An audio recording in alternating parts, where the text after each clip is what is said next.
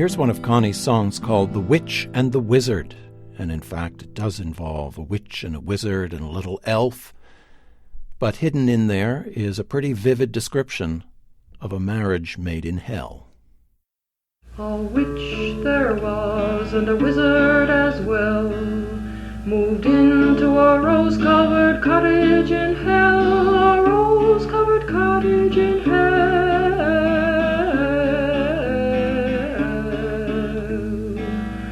The wizard, in spite of his wizardly eyes, didn't know he had married a witch in disguise.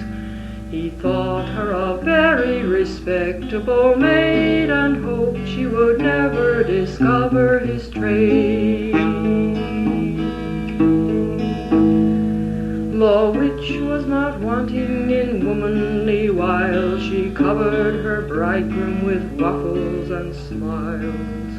She only went witching on Saturday night and hoped in between times it all would go right. Next day the witch bore the wizard an elf, so handsome he looked like the devil himself, and he was the devil himself.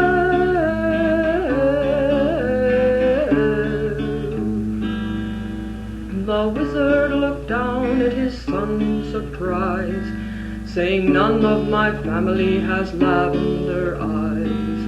I think for my honor there's only one course. I'll ask you to grant me an instant divorce." The witch was in tears, for she knew beyond doubt she certainly hadn't been gadding about.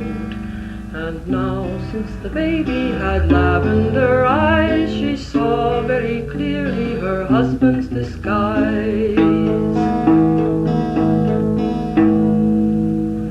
The devil looked up from his crib and he smiled.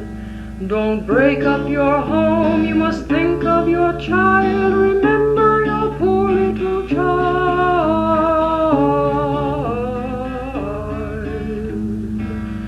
"A child," said the witch, "as is very well known, requires a mamma and papa of his own.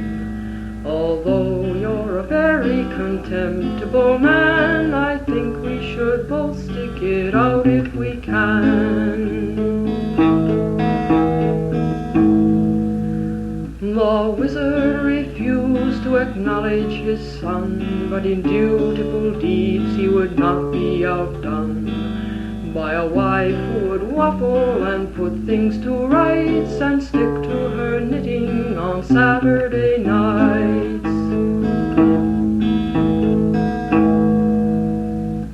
The witch settled down and the wizard as well, and both began raising the devil in hell in rage and vexation and tears.